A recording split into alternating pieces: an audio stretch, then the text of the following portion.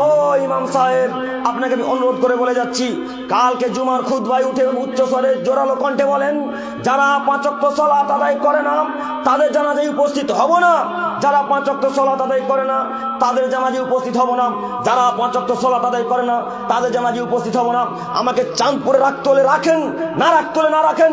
মাথা বিক্রি করে সমাজে চাকরি করতে আসিনি, মাথা বিক্রি করে চাঁদপুরের সমাজে চাকরি করতে আসিনি।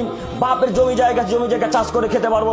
আরে বাপের জমি জায়গা নেই তাতে কি আছে, কাজকর্ম করে খাও, তবু বেনামাজি জানাজা পড়াবো না। আমি কি হিন্দু, আমি কি খ্রিস্টান, আমি কি অমুসলিম, আমি কি নাসারা, আমি কি ইহুদি, আমি কি সাঁওতালের বাচ্চা নাকি?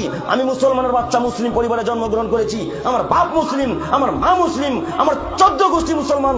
অতএব আমি ইহুদিদের জানাজা পড়াবো মানে, আমি খ্রিস্টানের জানাজা পড়াবো মানে, আমি বেনামাজি জানাজা পড়াবো মানে? এই বাক্য জোরালো কণ্ঠে যদি খুতবায় বক্তব্য রাখেন, 24 ঘন্টার মধ্যে সমাজের মানুষ মসজিদে চলে আসবে, মসজিদে জায়গা দিতে পারবেন না। বলেন না কেন?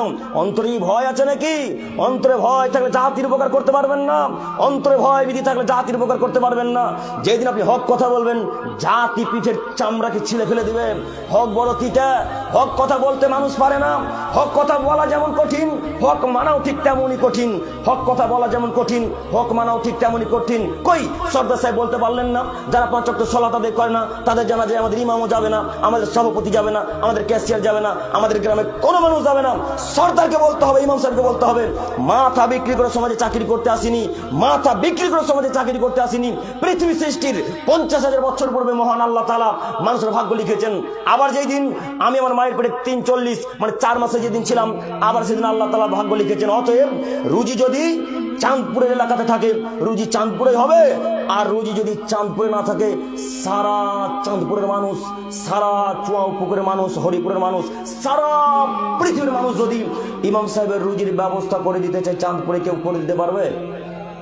কথা বলেন, কেউ করে দিতে পারবে? কেউ পারবে না।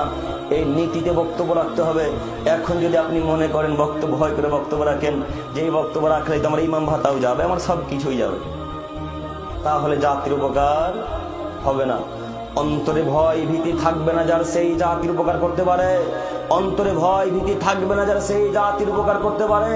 অন্তরে ভয় ভীতি থাকবে না যার, সেই জাতির উপকার করতে পারবে। সর্দার যেদিন বলে দিতে পারবে যে 5 ওয়াক্ত যারা সালাত আদায় করে না তাদের জানাজায় উপস্থিত হব না, আমরাও হব না। এখন যদি সর্দার এইভাবে এখানে মঞ্চে এসে বলে, তখন এই গ্রামের মানুষ বলবে, ও সর্দার সাহেব, আপনিও তো সালাত আদায় করেন না। হ্যাঁ, কথা বলল। এখন যদি সভাপতি সাহেব বলে যে সর্দার, যারা গ্রামের মানুষ সালাত আদায় করে না তাদের জানাজায় আমরা উপস্থিত হব না, তো গ্রামের মানুষ বলবো, সভাপতি সাহেব, আপনিও তো সালাত আদায় করেন না। এই জন্য সর্দার বলছে, আমিও ঠিক তোমরাও ঠিক, এইভাবেই চলো। এমন করে খাবি কতদিন, গোলে মালে যাই যতদিন, চলো এইভাবেই চলো। আর ইমাম সাহেব তো ভয়ে বলে না, চাকরি চলে যাবে, ইমাম ভাতাটাও কেটে দেবে। এরা এত বদ মানুষ, এরা এত বদ মানুষ, অশিক্ষিত মানুষ, ইমাম ভাতাটাও কেটে দেবে। এই জন্য আপনাকে বলেছিলাম, যারা সমাজের অশিক্ষিত বেহায়াত তাদেরকে সর্দার করিয়েন না। এই জন্য আপনাকে বলেছিলাম, যারা সমাজের অশিক্ষিত মানুষ তাদেরকে সর্দার করিয়েন না। করলেন কেন? ওই যে রাসূলের বাণী মুখস্থ নেই, ওই যে রাসূলের বাণী মনে নেই। আবু সাঈদ খুদরি রাদিয়াল্লাহু তাআলা আনহু বলছেন, রাসূল সাল্লাল্লাহু আলাইহি ওয়াসাল্লাম আমাদের সামনে একদিন উপস্থিত বলছেন, শোনো পৃথিবীর মানুষ, লা তাকুমুস সাত, এই পৃথিবী ততদিন পর্যন্ত ধ্বংস হবে না, এই পৃথিবীর আসমান ততদিন পর্যন্ত জমিনে ফেটে পড়বে না, চন্দ্র ততদিন পর্যন্ত ফেটে পড়বে না, সূর্য ততদিন পর্যন্ত ফেটে পড়বে না, পাহাড় ততদিন পর্যন্ত চূর্ণ বিচূর্ণ হয়ে উড়ে আকাশে উড়ে বেড়াবে না, যতদিন পর্যন্ত অশিক্ষিতর বাচ্চা অশিক্ষিত, নির্লজ্জ ছেলে নির্লজ্জ যতদিন পর্যন্ত সমাজের দায়িত্ব পালন না করছে, ততদিন পর্যন্ত কিয়ামত হবে না। দেখেন সমাজের দিকে ঘুরে দেখেন, শুধু চাঁদপুর কেন, সারা পৃথিবীর যেখানে যারা দায়িত্ব পালন করছে, 1999টা সর্দারের মুখে দাঁড়িয়ে নেই। ও আবার সর্দার সাহেব, এত লোক বসে আছে, প্রায় মানুষের মুখে দাঁড়িয়ে, ওই তো যুবক ভাইটার মুখে দাঁড়িয়ে, ও তোর মুখে দাঁড়িয়ে, কত লোকের মুখে দাঁড়িয়ে, কারোর চোখে ধরেনি।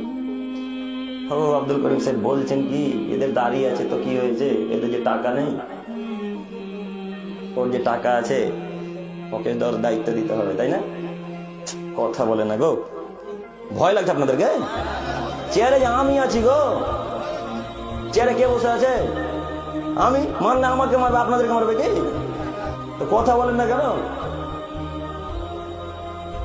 এতগুলা মানুষের মুখে দাঁড়িয়ে আছে, কারোর চোখে পড়লো না।